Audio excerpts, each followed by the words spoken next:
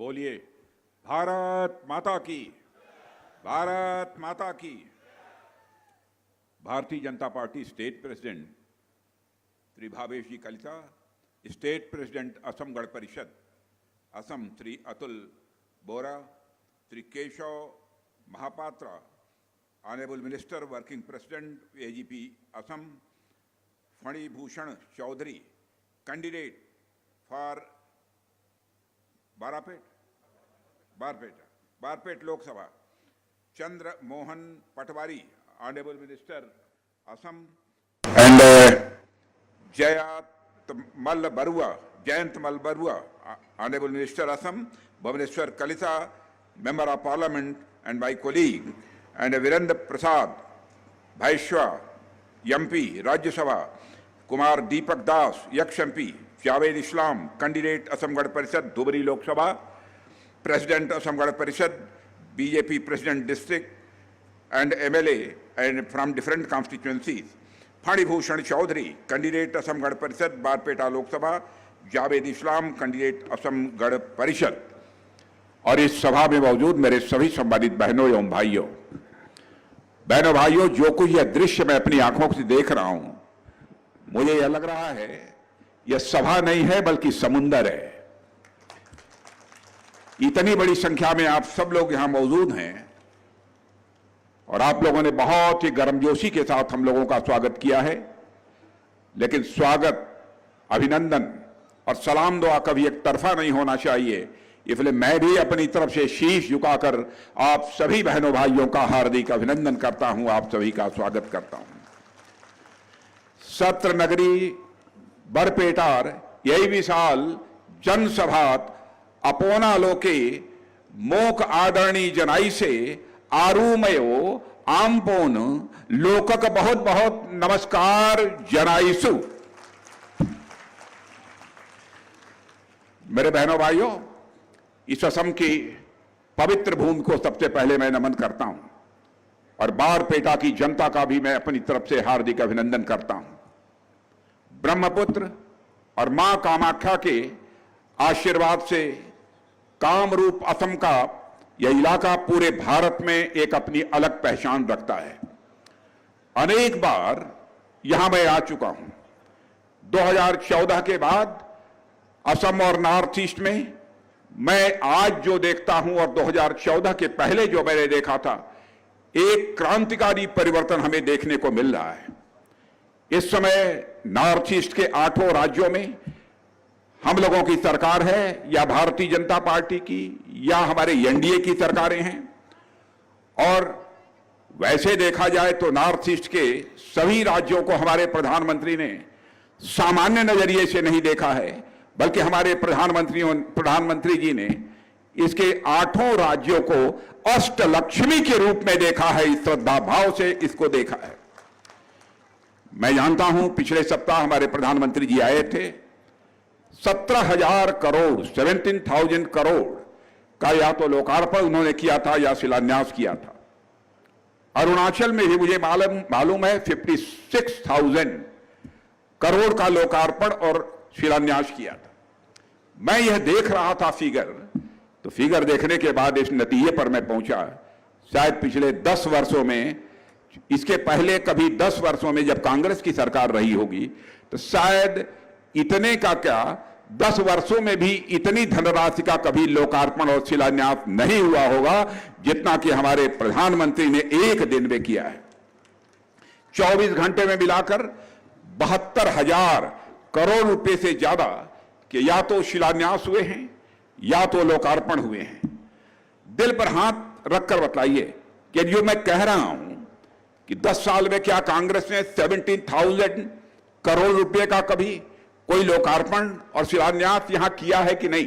मैं आपसे पूछना चाहता हूं, पीछे बैठे हुए लोगों से पूछना चाहता हूं, क्या कभी आप कल्पना कर सकते थे इस देश में एक ऐसा भी कोई प्रधानमंत्री पैदा होगा एक ही दिन में नॉर्थ ईस्ट में 70,000 करोड़ से अधिक का लोकार्पण करेगा और शिलान्यास करेगा?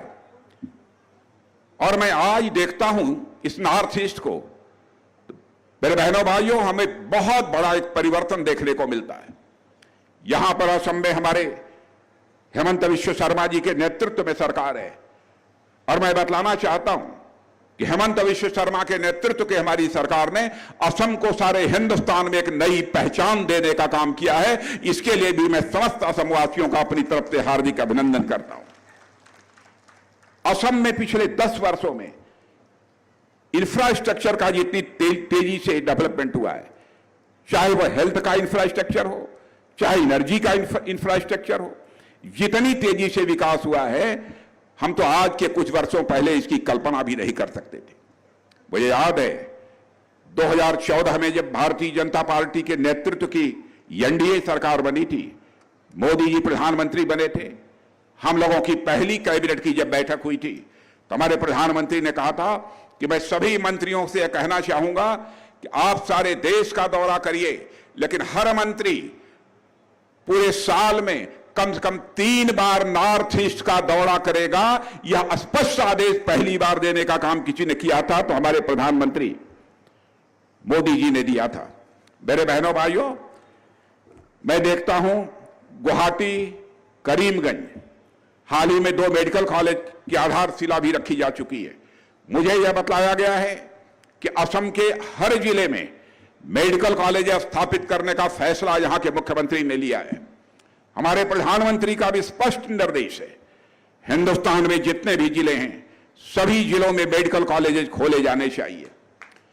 और मैं दावे के साथ कह सकता हूं नॉर्थ ईस्ट के भाइयों को, इसके पहले कभी उन्होंने कल्पना नहीं की होगी कि कोई सरकार आएगी और हमारे सबसे चर्चा करूं। जहां तक सामाजिक सशक्तिकरण का प्रश्न है, बहनों भाइयों, आप जानते हैं किस प्रभावी तरीके से हमारे प्रधानमंत्री ने काम किया है। कभी कोई यह कल्पना नहीं कर सकता था कि 5 लाख रुपए की सुविधा मुहैया आयुष्मान भारत कार्ड के रूप में मुहैया कराई जाएगी। झोपड़ी में रहने वाला भी कोई गरीब परिवार का व्यक्ति दवा के अभाव में, इलाज के अभाव में दम नहीं तोड़ने पाएगा। और मैं दावे के साथ कहता हूं सारे हिंदुस्तान के लोगों को आयुष्मान भारत कार्ड की सुविधा मुहैया कराई गई है और असम के बहनों भाइयों को भी आयुष्मान भारत की कार्ड की सुविधा मुहैया कराई गई है। 5 लाख रुपए तक का मुफ्त इलाज, इसकी पहले कभी कोई कल्पना भी नहीं कर सकता था। और मुझे मालूम है कि असम में यहां के मुख्यमंत्री ने 2.5 लाख ऐसे मूल निवासियों को जिनके पास जमीन नहीं थी, भूमिहीन थे, उनको जमीन का अधिकार देने का काम किया है। मैं असम के चाय बागान की भी चर्चा पहले खूब सुनता रहा हूं, चाय बागान भी जाने का मुझे अवसर प्राप्त हुआ है। बहुत चर्चा चाय बागान की सुनी है। चाय बागान में काम करने वाले मजदूरों को बैंकिंग सिस्टम से जोड़ने का काम पहली बार जी किसी ने किया है तो हमारे प्रधानमंत्री नरेंद्र मोदी जी ने किया है। 8 लाख मजदूर उसमें काम करते हैं। मैं बैंकिंग सिस्टम की चर्चा आपसे मैं करना चाहूंगा। पहले बैंक में जो जाता था माना जाता था कि वह बड़ा आदमी है। गरीब आदमी तो कभी यह कल्पना भी नहीं कर सकता था कि हमको बैंक के दरवाजे पर भी फटकने का कभी कोई अवसर प्राप्त होगा। लेकिन हमारे प्रधानमंत्री ने करिश्माई काम किया है। जो हमारी पहली बैठक हुई थी प्रधानमंत्री मोदी जी के बनने के बाद, बहनों भाइयों, उस बैठक में भारत का गृह मंत्री होने के नाते मैं स्वयं मौजूद था। अधिकारी बैठे हुए थे, प्रधानमंत्री जी बैठक ले रहे थे। उन्होंने कहा कि हिंदुस्तान में रहने वाले जितने भी लोग हैं सभी का बैंकों में अकाउंट खोल दिया जाना चाहिए। मैंने कान में उनसे पूछा कि मोदी जी, इतनी जल्दबाजी क्या है कि सारे पूरी जनता का बैंकों में अकाउंट खोल दिया जाए हर परिवार में? तो उन्होंने कहा कि राजनाथ जी, यह जो काम होगा करिश्माई काम होगा। अब उसका करिश्मा अब मैं देखता हूं। मुझे याद आता है राजीव गांधी जी एक बार भारत के प्रधानमंत्री थे। उन्होंने अपनी मजबूरी जाहिर करते हुए यह कहा था, मैं क्या करूं, मैं दिल्ली से 100 पैसा भेजता हूं लेकिन बामुश्किल 14 पैसा लोगों की जेबों में पहुंच पाता है और 86 पैसा या करप्शन की भेंट चढ़ जाता है। बहनों भाइयों, इस चुनौती को आजाद भारत के इतिहास में किसी प्रधानमंत्री ने स्वीकार किया तो नरेंद्र मोदी जी ने इस चुनौती को स्वीकार किया। और आज मैं दावे के साथ कह सकता हूं, यदि दिल्ली के बैंकों से 100 पैसा चलता है तो आपके अकाउंट में 100 का 100 पैसा पहुंचता है। एक पैसा भी भ्रष्टाचार की भेंट नहीं चढ़ने पाता है। इस प्रकार के कई फैसले जो लिए गए हैं हमारी सरकार के द्वारा, बहनों भाइयों, निश्चित रूप से वो बहुत ही चमत्कारी के फैसले हैं। नॉर्थ ईस्ट के अन्य विकास के बारे में बहुत विस्तार में जाकर मैं समझता हूं चर्चा करने की कोई आवश्यकता नहीं है। आप सभी अच्छी तरह परिचित हैं। ब्रह्मपुत्र नदी, कोई कल्पना नहीं करता था कि यहां पर ब्रिज बनेगा। 2 नए ब्रिजेस की, 2 नए पुलों की मंजूरी हम लोगों ने दे दी है। 2014 के पहले इसी असम में एक नेशनल वाटरवे हुआ करता था। आज नॉर्थ ईस्ट में 18 वाटरवेज का इंफ्रास्ट्रक्चर या तो तैयार हुआ है अथवा तैयार हो रहा है। यह करिश्माई काम भी किसी ने किया है पहली बार नॉर्थ ईस्ट के लिए, तो हमारी सरकार ने किया है। नागरिकता का जहां तक प्रश्न है, जब हम लोगों ने सीए, सिटीजनशिप अमेंडमेंट एक्ट, नागरिकता संशोधन कानून लागू किया, जनता को गुमराह करने की कोशिश की जा रही है। मैं असम के बहने भाइयों से मैं कहना चाहता हूं, मेरे बहनों भाइयों, यह नागरिकता का जो कानून है किसी की भी नागरिकता को समाप्त करने वाला कानून नहीं है। यह तो नागरिकता देने वाला कानून है।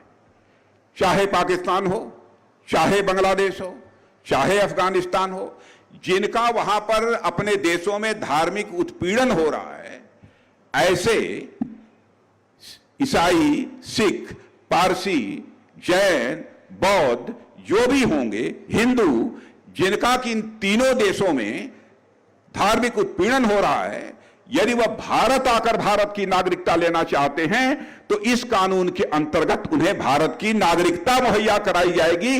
किसी की नागरिकता समाप्त नहीं किया जाएगा। यह मैं आपको भरोसा दिलाता हूं, आपको पूरी तरह से यकीन दिलाता हूं। लेकिन इस मुद्दे को लेकर भी जनता को गुमराह करने की बराबर कोशिश की जा रही है। और यह तो हम लोगों ने अपने चुनावी घोषणा पत्र में वादा किया था। जो वादे किए थे हमने अपने वादे को पूरा किया है। मैं याद दिलाना चाहता हूं, पहले की सरकारें हुआ करती थी, वादे करती थी जब भी चुनाव का समय आता था, लेकिन आंशिक रूप से भी अपने वादों को पूरा नहीं करती थी। बहनों भाइयों, हमारी सरकार ऐसी है, जो हम कहते हैं वह करते हैं, चाहे उसके लिए हमें कितनी भी बड़ी कीमत क्यों न चुकानी पड़े। हम रंच मात्र कभी संकोच नहीं करते।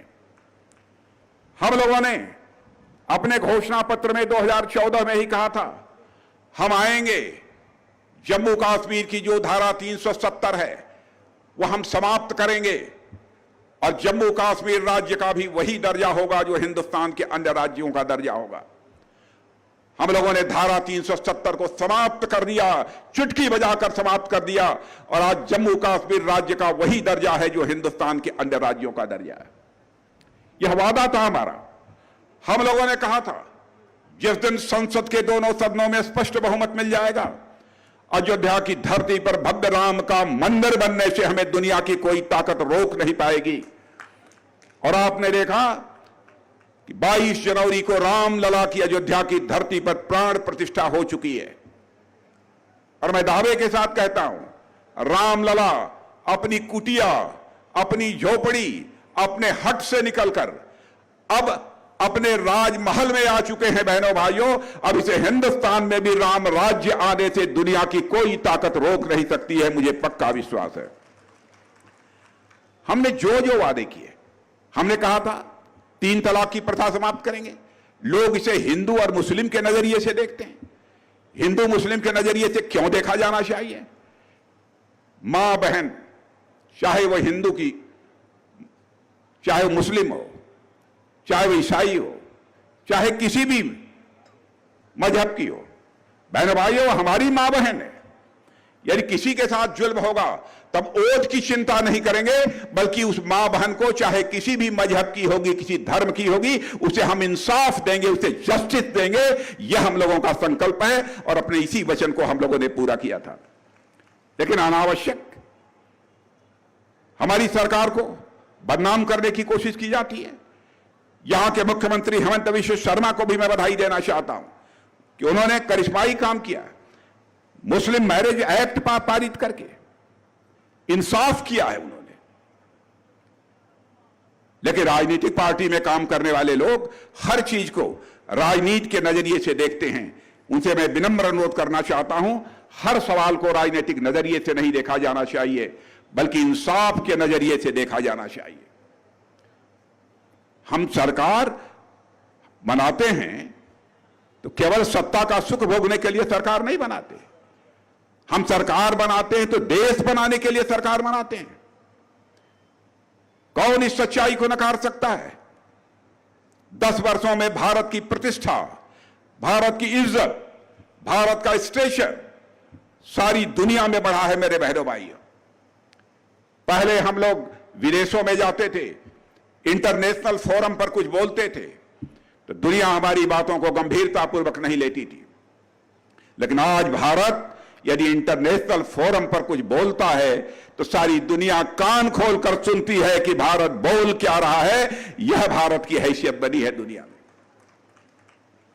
आर्थिक दृष्टि से, धन दौलत के आकार के मामले में, इकोनॉमी के मामले में 2014 में हम लोग दुनिया के 11 देशों की कतार में सबसे नीचे थे। लेकिन हमारी सरकार ने करिश्माई काम किया है कि आज हमारा भारत इकोनॉमी के मामले में, इकोनॉमी की साइज के मामले में आज दुनिया की टॉप 5 कंट्रीज में आकर खड़ा हो गया है। दुनिया की बड़ी बड़ी फाइनेंशियल फर्म्स दावे के साथ यह कहती हैं कि जिस तरीके से भारत में सरकार काम कर रही है, इस सच्चाई को भी कोई नकार नहीं सकता है कि 2027 आते आते भारत इकोनॉमी की साइज के मामले में दुनिया की टॉप 3 कंट्रीज में आकर खड़ा हो जाएगा। बहनों भाइयों, यह है हमारा भारत। और हमारे प्रधानमंत्री ने तो पूरे विश्वास के साथ कहा है कि आजादी के जब 100 वर्ष पूरे हो जाएंगे, यानी 2047 आते आते हमारा भारत यह दुनिया की एक डेवलप्ड कंट्री, एक विकसित देश बनकर खड़ा हो जाएगा। यह सब सारे काम कोई छोटे काम नहीं है, यह करिश्माई काम है। लेकिन अन्य राजनीतिक पार्टियों के लोग केवल राजनीति इसलिए करते हैं, चाहे जैसे भी हो, झूठ बोलकर, सच बोलकर, चाहे कोई भी स्ट्रेटजी अख्तियार करके हमको सरकार बनानी है। लेकिन मैं दावे के साथ कह सकता हूं कि हम लोगों का, बहनों भाइयों, राजनीति में ट्रैक रिकॉर्ड बहुत ही शानदार है। जो हम बोलेंगे वही करेंगे। हम जनता की आंखों में धूल झोंक कर कभी राजनीति नहीं करते हैं, बल्कि जनता की आंखों में आंख डालकर राजनीति करने वाले हम सब सारे लोग हैं। बीजेपी में या हमारी एनडीए में और कांग्रेस में सबसे बड़ा अंतर क्या है? मैं कहता हूं एनडीए में और दूसरे लोगों में सबसे बड़ा अंतर यह है कि हम जनता को जनार्दन मानते हैं, हम जनता को भगवान मानते हैं। लेकिन कांग्रेस के लोग एक परिवार को भगवान मानते हैं। हमारे और उनके बीच सबसे बड़ा मौलिक अंतर यह है। भारत पहले दुनिया में माना जाता था सॉफ्ट स्टेट है, बहुत सॉफ्ट है, बहुत नरम लोग हैं यहां के। लेकिन दुनिया में भारत की सॉफ्ट स्टेट के रूप में मान्यता नहीं होती है। कानून व्यवस्था से लेकर आर्थिक नीतियों को सुचारू रूप से लागू करने में पहले की कांग्रेस की सरकारें बराबर असफल नहीं है। लेकिन कानून व्यवस्था को भी चुस्त दुरुस्त करने में और आर्थिक नीतियों को भी सुचारू रूप से लागू करने में जो प्रभावी काम हमारी एनडीए की सरकार ने किया है, मेरे बहनों भाइयों, इसके पहले की किसी सरकार ने ऐसा काम नहीं किया है। दुनिया की नजरों में भारत का डिफेंस मिनिस्टर होने के नाते आपको बतलाना चाहता हूं, भारत अब कमजोर भारत नहीं रहा है। भारत अब दुनिया का ताकतवर देश बन चुका है। अब किसी की हिम्मत नहीं है कि भारत को आंख दिखाकर चला जाए, क्योंकि भारत की प्रतिष्ठा के साथ यदि कोई खिलवाड़ करने की कोशिश करेगा तो भारत के अंदर वह ताकत है कि भारत उसका मुंहतोड़ जवाब दे सकता है। अब ऐसा हमारा यह भारत बन गया है। बराबर कांग्रेस के लोगों ने तुष्टीकरण की राजनीति की है, तुष्टीकरण, अपीजमेंट की राजनीति की है। लेकिन हमारा कहना है कि तुष्टीकरण की राजनीति नहीं की जानी चाहिए। राजनीति यदि करनी है तो इंसाफ और इंसानियत, जस्टिस और ह्यूमैनिटी की राजनीति की जानी चाहिए मेरे बहनों भाइयों। अपीजमेंट की पॉलिटिक्स नहीं की जानी चाहिए केवल वोट हासिल करने के लिए। बराबर लंबे समय तक कांग्रेस ने इस सिलसिले को आगे बढ़ाया है, लेकिन हम इसे किसी भी सूरत में नहीं चलने देंगे। और मैं तो कहता हूं, राजनीति किसी पंथ की, किसी धर्म की, किसी मजहब की मत करो। राजनीति यदि करनी है तो इंसाफ और इंसानियत, जस्टिस और ह्यूमैनिटी की राजनीति करो। यही आपका लक्ष्य होना चाहिए। और देश की आंतरिक सुरक्षा को मजबूत करने से लेकर अन्य बहुत सारे कदम जो हमारी सरकार ने उठाए हैं बहनों भाइयों, यदि इन सारी चीजों को की मैं चर्चा करूंगा तो एक लंबा समय लगेगा, इसलिए बहुत विस्तार में जाकर इन चीजों की चर्चा नहीं करना चाहूंगा। और मैं आपसे अभी कहना चाहता हूं कि आज हमारे प्रधानमंत्री मोदी जी के नेतृत्व में एक नई सोच के साथ नए भारत का निर्माण होते हुए हम सभी प्रत्यक्ष अपनी आंखों से देख रहे हैं मेरे बहनों भाइयों। भारत जो कभी सोने की चिड़िया था, सच्चाई है कि हम भारत के गौरवशाली अतीत को भी अपने ध्यान में रखते हैं और भारत को फिर से हम सोने की चिड़िया बनाना चाहते हैं, यानी दुनिया का सबसे धनवान देश अपने भारत को बनाना चाहते हैं। यह हमारा संकल्प है। आज वैश्विक मंचों पर विभिन्न संस्थाओं के द्वारा, विशेषज्ञों के द्वारा और राष्ट्राध्यक्षों के द्वारा दुनिया के किसी देश का कोई राष्ट्राध्यक्ष हो, कोई प्रधानमंत्री हो, आज इस सच्चाई को स्वीकार करने लगा है कि इस दुनिया में 21वीं सदी किसी की शानदार होने जा रही है तो भारत की 21वीं सदी शानदार होने जा रही है। 21st सेंचुरी ऑफ इंडिया ये सबसे शानदार होने जा रही है। बहनों भाइयों, हम लोग बराबर विकास को महत्व हम लोगों ने दिया है और विकास के लिए हम लोगों ने कभी भी किसी से किसी प्रकार का कोई समझौता नहीं किया है। हम लोगों के काम करने में, दूसरे राजनीतिक पार्टियों के काम करने में मौलिक अंतर यह है कि हम करना कि हम केवल करेंगे, यह केवल आश्वासन नहीं देते। हम दिन रात काम करने को ही काम करना कहते हैं। हम अपना टारगेट तय करते हैं, उसको प्राप्त करने के लिए अपना सब कुछ जो कुछ भी है वह सब हम झोंक देते हैं। पूरे समर्पित भाव से हम सब सारे लोग काम करने वाले लोग हैं। यह दूसरी राजनीतिक पार्टियों में और हमारी राजनीतिक पार्टियों में सबसे बड़ा अंतर मेरे बहनों भाइयों यही है। इसीलिए मैं दावे के साथ कहता हूं, जहां हमारा भारत मजबूत हो रहा है वहीं पर 10 वर्षों का हमारा जो कार्यकाल रहा है वह बेदाग रहा है। भारत में दुनिया का कोई व्यक्ति उंगली उठाकर नहीं कह सकता है कि इस 10 वर्षों के कार्यकाल में हमारे प्रधानमंत्री के ऊपर अथवा किसी मंत्री के ऊपर किसी ने भ्रष्टाचार का आरोप लगाया होगा। कांग्रेस की सरकारों के इतिहास को उठाकर देख लीजिए, शायद ही ऐसा कोई साल गुजरा होगा जब कांग्रेस के मंत्रियों पर भ्रष्टाचार के आरोप नहीं लगे होंगे। यहां तक कि भ्रष्टाचार के आरोपों के कारण उन लोगों को जेल की हवा भी खानी पड़ी है।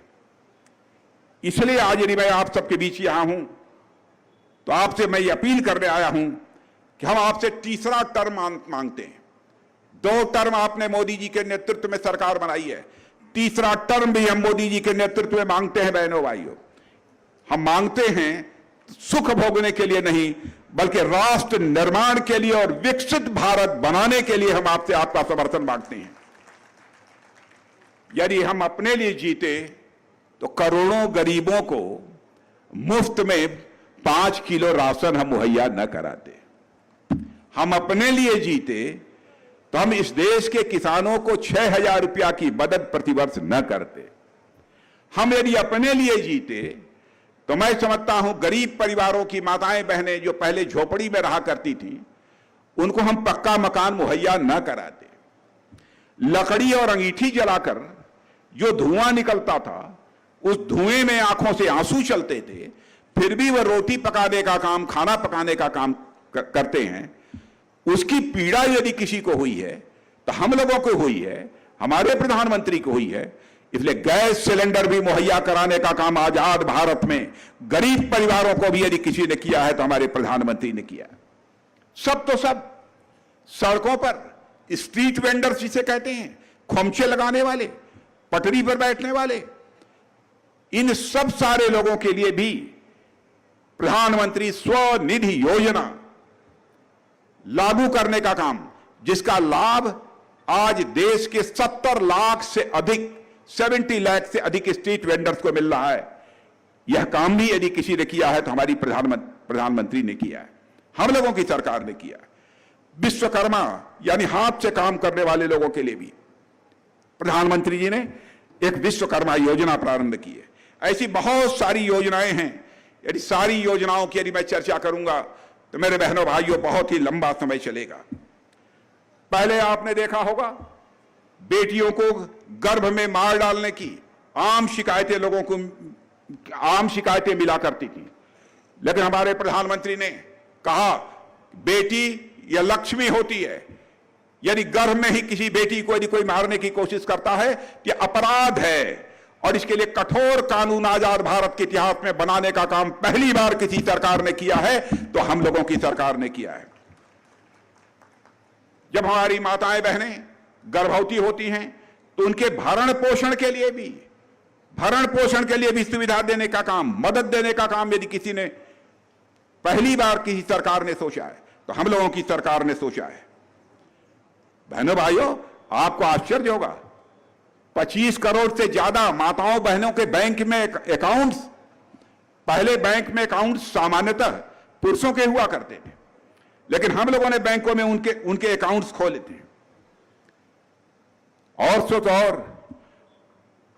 शौचालय, टॉयलेट्स, जब प्रधानमंत्री ने टॉयलेट बनवाना शुरू किया तो कांग्रेस के लोगों ने कहा क्या किसी सरकार का काम है वह टॉयलेट बनवाए? क्या गरीब माताओं बहनों की इज्जत नहीं होती है? क्या उसकी चिंता किसी सरकार को नहीं करनी चाहिए? घर घर में टॉयलेट भी बनाने का काम यदि किसी सरकार ने किया मेरे बहनों भाइयों तो हमारी सरकार ने किया है। सेल्फ हेल्प ग्रुप के माध्यम से 10 करोड़ बहनें जुड़ी हुई हैं, 10 करोड़ बहनें जुड़ी हैं। और आपको मैं आंकड़ा पेश करना चाहता हूं, और जो इसको वेरीफाई करना चाहते हो वेरीफाई कर लें।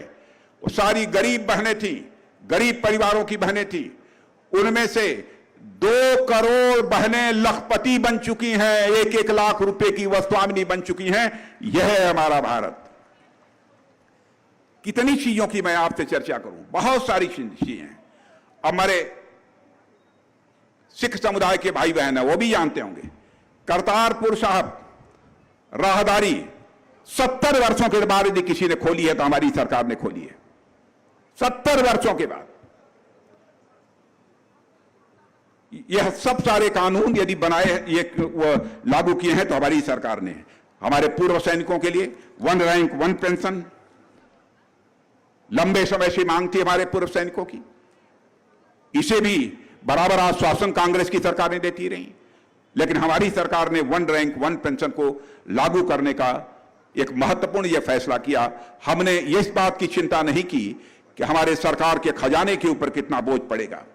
इसी प्रकार कई भी काम, जैसे कोई भी देश हो, बहनों भाइयों मैं कहना चाहता हूं, कोई भी देश हो वो अपना भविष्य तभी संवार सकता है जब वह अपना इतिहास सहेज कर रखे। और आपने देखा होगा कि बीते वर्षों में भारत ने अपने इतिहास को सहेजा भी है और अपने इतिहास को संवारा भी है। कई ऐसे महापुरुषों की जो पूछता कोई नहीं था, भूल गए थे लोग। माने आदिवासियों के भी महापुरुष हैं, ये लोग जानते ही नहीं थे, भूल गए थे। 14 नवंबर को बिरसा मुंडा जी, जो बड़े महापुरुष जिनका की आजादी में भी बहुत बड़ा कंट्रीब्यूशन है, 15 नवंबर को बिरसा मुंडा जयंती मनाने का आजाद भारत के इतिहास में पहली बार जी किसी ने फैसला किया तो हमारी सरकार ने वह फैसला किया है। बहनों भाइयों, 26 दिसंबर को हमने साहिबजादों की स्मृति में वीर बाल दिवस घोषित किया। 26 नवंबर को बाबा भीमराव अंबेडकर जिस संविधान की रचना की थी उस संविधान का कोई दिवस नहीं मनाया जाता था। संविधान दिवस मनाने का भी फैसला पहली बार हमारी सरकार ने किया। और सब तो सब हमारे प्रधानमंत्री की, हमारे देश की ताकत देखिए बहनों भाइयों। पहले यूनाइटेड नेशंस में, संयुक्त राष्ट्र संघ में हम कुछ बोलते थे तो बात को कुछ अनसुनी प्रायः कर दिया जाता था, लेकिन 21 जून को संयुक्त राष्ट्र संघ में हमारे प्रधानमंत्री ने इंटरनेशनल योगा डे, अंतर्राष्ट्रीय योगा दिवस मनाने का एक प्रस्ताव पेश किया और दुनिया के 172 देशों ने, 172 कंट्रीज ने उसको सपोर्ट देने का काम किया है। यह हमारी विरासत थी, यह हमारी विरासत थी। यह सब करने का काम हमारी सरकार ने किया है। नॉर्थ ईस्ट का जहां तक प्रश्न है, नॉर्थ ईस्ट को बराबर सम्मान के नजरिए से हमारी सरकार ने देखा है। आपको जानकर यह खुशी होगी, नागालैंड में पहली महिला सांसद राज्यसभा में आई है। पहली बार नागालैंड में पहली सांसद कोई बनी है तो महिला बनी है। पहली बार त्रिपुरा के सांसद को काउंसिल ऑफ मिनिस्टर्स में शामिल किया गया है। यानी पहले नॉर्थ ईस्ट की कितनी उपेक्षा होती थी। और नॉर्थ ईस्ट में हमारी कैबिनेट उठाकर देख लीजिए, रिकॉर्ड मंत्री कैबिनेट में शामिल हुए हैं नॉर्थ ईस्ट के। इसके पहले इतने मंत्री कभी शामिल नहीं हुए जितने कि इस बार हुए हैं। और पहली बार हमारी सरकार ने अरुणाचल प्रदेश के एक सांसद को कैबिनेट में शामिल करने का काम किया है। ऐसे कई महत्वपूर्ण फैसले हमारी सरकार ने किए हैं। और यहां पर हिंदू मुस्लिम के नाम पर बदनाम करने की हम लोग को कोशिश की जाती है। लोग भूल जाते हैं 5 अरब देशों ने, 5 अरब के देशों ने, जो मुस्लिम देश हैं, उन्होंने मोदी जी को अपना सर्वोच्च सम्मान देकर सम्मानित करने का काम किया है बहनों भाइयों। इसके पहले किसी भी प्रधानमंत्री अथवा किसी भी भारत के राष्ट्राध्यक्ष को यह सम्मान नहीं मिला है। और मैं यह मानता हूं अरब देशों ने, 5 अरब देशों ने जो हमारे प्रधानमंत्री का सम्मान किया है, वह हम 140 करोड़ भारतवासियों का सम्मान है, यह केवल मोदी जी का सम्मान नहीं है। कितनी बातों की चर्चा करूं, ये लोग, कांग्रेस की हालत यह हो गई है। जब हम एयर स्ट्राइक करते हैं, बहनों भाइयों, उस समय भारत का गृह मंत्री मैं था, पाकिस्तान से कुछ आतंकवादियों ने आकर रात में सोए हुए हमारे सेना के जवानों पर, और एक बार रास्ते से कहीं जा रहे थे, उनके कार्रवाई पर हमला करके बड़ी संख्या में हमारे पैरामिलिट्री फोर्स के जवानों को मार डाला। उसके बाद प्रधानमंत्री जी ने हम लोगों की बैठक बुलाई, क्षण भर में फैसला कर लिया। और उसके बाद देखा आपने कि हमारे सेना के जवान सीमा के इस पार नहीं, बल्कि जरूरत पड़ी तो सीमा के उस पार जाकर आतंकवादियों का सफाया करने में पूरी तरह से कामयाब हुए। यह है भारत। और आज ये कांग्रेस के लोग उस समय पूछ रहे थे एयर स्ट्राइक हुई है, इसका प्रमाण क्या है? पाकिस्तान बोल रहा है हुआ है, लेकिन ये प्रमाण मांगते हैं। यही देश के प्रति इनकी भक्ति है। देश के स्वाभिमान, देश के गौरव को लेकर जो भाव मन के अंदर पैदा होना चाहिए, यह इन लोगों के अंदर पैदा नहीं होता है। इसलिए बहनों भाइयों, मैं आपसे कहना चाहता हूं, भारतीय जनता पार्टी एक पार्टी है, एनडीए लेकिन हमारा एक परिवार है। इसलिए एनडीए के किसी भी दल का यदि कोई प्रत्याशी कहीं खड़ा होता है, और असम गण परिषद की मित्रता, असम गण परिषद के साथ हमारी दोस्ती तो बहुत पुरानी दोस्ती है। मुझे याद है 2 बार मैं भारतीय जनता पार्टी का राष्ट्रीय अध्यक्ष रह चुका हूं। बराबर इन लोगों के साथ मिलते रहने का अवसर प्राप्त हुआ है, बात करने का अवसर प्राप्त हुआ है। तब से यह दोस्ती चली आ रही है और तब से आज तक वह दोस्ती न टूटी है। और मैं आश्वस्त हूं, यह दोस्ती भविष्य में भी हम लोगों की नहीं टूटेगी। ये हमको पक्का भरोसा है, पक्का विश्वास है। इसलिए भारतीय जनता पार्टी हो या उसके एलआई हो, जहां से भी वह चुनाव में खड़े होते हैं, जो भी चुनाव चिन्ह है, आप सबका भरपूर समर्थन मिलना चाहिए। और तीसरी बार भारत की संसद में एनडीए को 400 से अधिक सीटों पर विजय प्राप्त होनी चाहिए मेरे बहनों भाइयों। यह लक्ष्य लेकर हम सभी को आगे बढ़ने की आवश्यकता है। इन्हीं शब्दों के साथ मैं पुनः आप सबके प्रति धन्यवाद ज्ञापित करते हुए अपना निवेदन समाप्त करता हूं। आप सबको बहुत बहुत धन्यवाद। माननीय राजनाथ सिंह डांगरियाक धन्यवाद ज्ञापन करिছো। आमार सभा इतिमध्ये आनुষ্ঠাनिकভাৱে समाप्त হৈছে। সমূহ সভাসদ ৰাজ্যক ধন্যবাদ জ্ঞাপন